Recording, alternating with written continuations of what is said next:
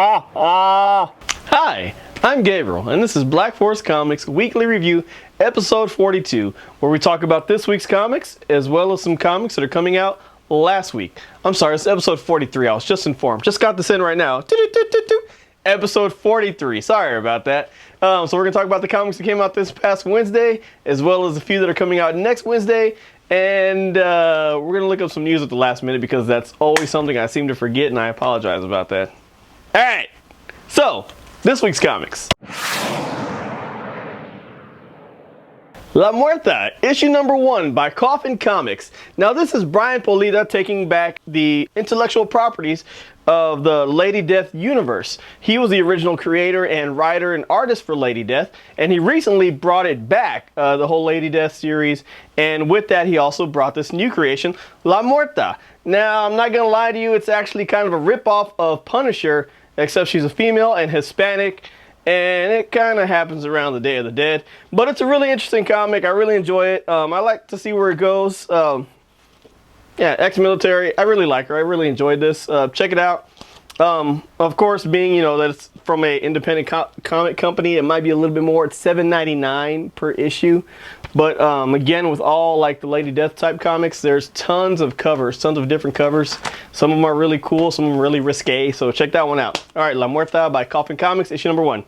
All right, next up, Archie, issue number 9 from Archie Comics. Now this one's set in current times and current situations. So Archie's a high school student who's actually dating Veronica. And Veronica, as you know from Archie lore, she is a influential, you know, she was born with 10 silver spoons in her mouth, and she lives that lifestyle. And her father allowed Archie to date her, but he doesn't want to see the whole situation, so Veronica has to go to Archie's house. And this issue is them starting to date more at his house, and he's trying to make it comfortable for her, and his mom's like, you know, we don't want you to feel out of place.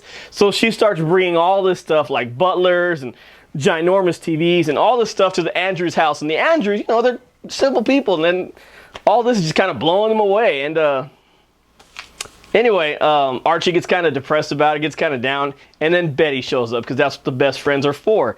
Betty shows up, she hears him playing his song, and she says, I know that tune. Whenever you're down, you play that tune. He's like, oh, I'm having this issue with Veronica. And then Veronica calls him, and they, you know, they get back together, and things are okay again. He's playing a different tune at the end of the issue, and Betty's over there working on a car, and she hears a happy tune. It's kind of sad for Betty. I just feel for Betty through this whole comic. All right, so that's Archie, issue number 9. So check that one out. It's been a good series so far.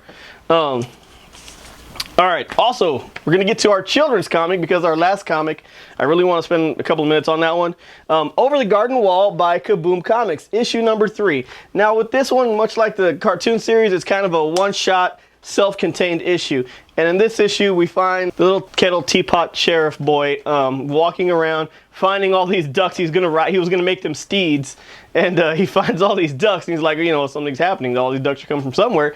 They find out that it's a witch making all these ducks, and she was like, I just wanted to make something that could stick, or something to make you stuck, not a whole bunch of duck.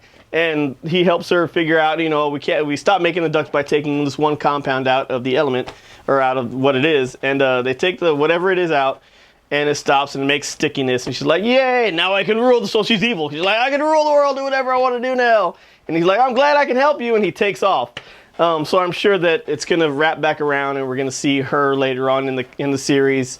Whatever nefarious plans she had are going to come to fruition later on because he helped her.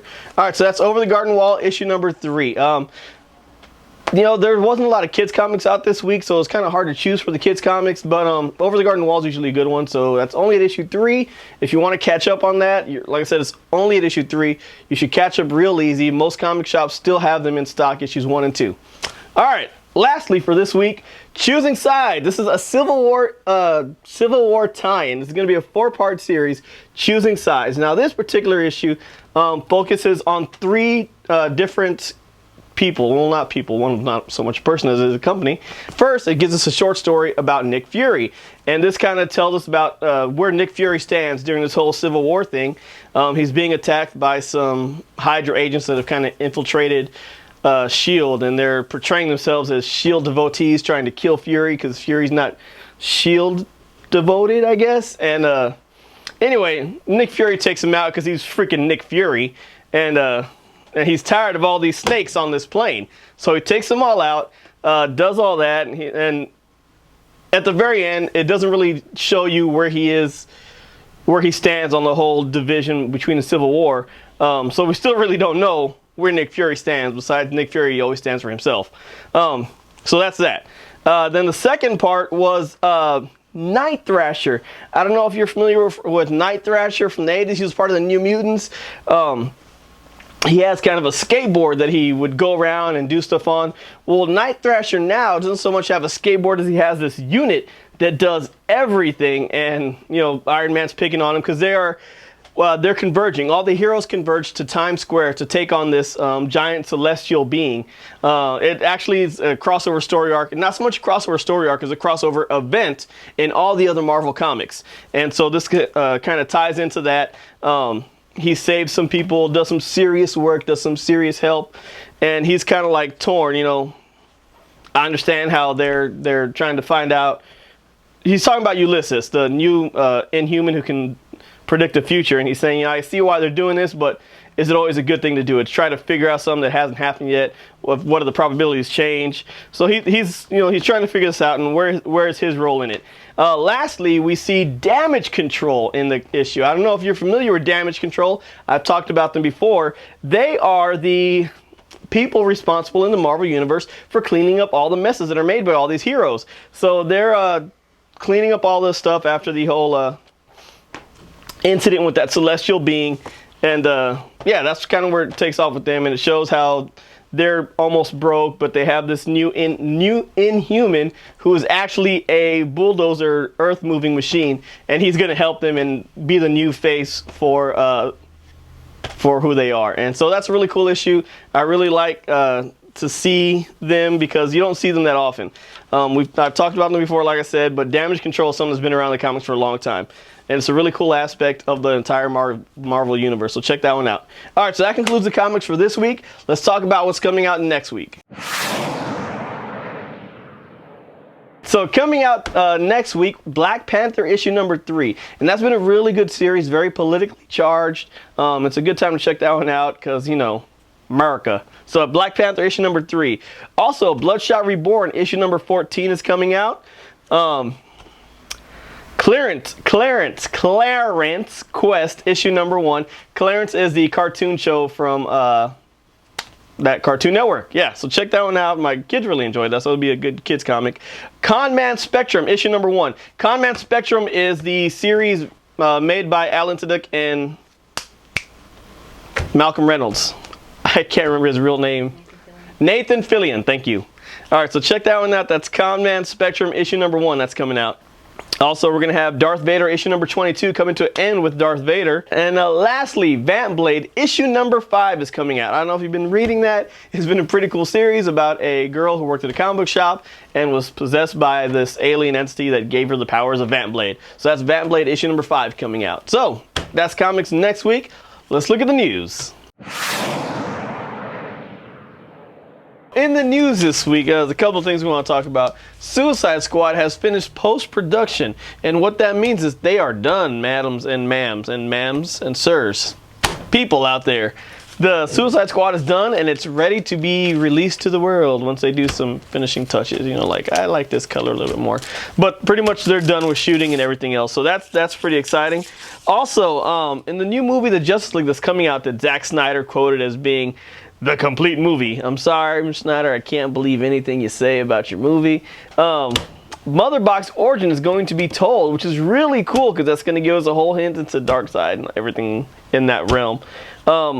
Also, in the Doctor Strange issue number 10 that just recently came out this past week, we find, actually, I'm sorry, not in Doctor Strange, in Gwenpool issue number 3 that just came out this week, she seeks the help of Doctor Strange to try to make an identity in the comic book world for herself because she is from our Earth, and in there they show our Earth, and Doctor Strange sees a ad for the upcoming Doctor Strange movie, and he sees Benedict Cumberbatch playing himself, and he's all like, I can see it.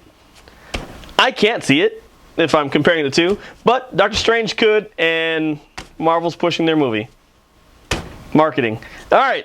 Also, Independence Day, the movie, part 2, I guess. Can we call it part 2? Independence Day, More Independent has came out, and I don't know if you saw it or not. We haven't seen it yet. We're probably going to go tonight or tomorrow to check it out. It looks promising. I can't tell you anything else besides the Battle of the Bastards was pretty amazing. Did you see it? Who cares that Recon died? Psh, no one. He should have zigzagged. He didn't. He should have got behind the fire pyres. He didn't. He got shotted up with arrows and stampeded all over. So sad to see Recon go, but you know, whatever. We're moving on. It was a great episode. Ramsey finally got some well-deserved justice there at the end with his dogs. My dogs are hungry. So, yeah, so that concludes this week's news. Let us know what you want to talk about. Someone did want to talk about Justice League and Divinity. I've talked about Divinity in the past, and I try not to talk about too much one comic that I've already hit on. We all know Divinity and Valiant and my affinity with Valiant, so I love Divinity. If you haven't read Divinity, read Divinity. It's amazing. Also, Scooby-Doo this past week that came out, issue number 2, the Scooby-Doo Apocalypse. Velma totally slaps Daphne. If you're not reading that, you should also read that. Totally not for kids, but it's totally awesome. If you grew up watching Scooby-Doo, read this comic. It's pretty amazing. All right, so that concludes this week. We'll see you next week.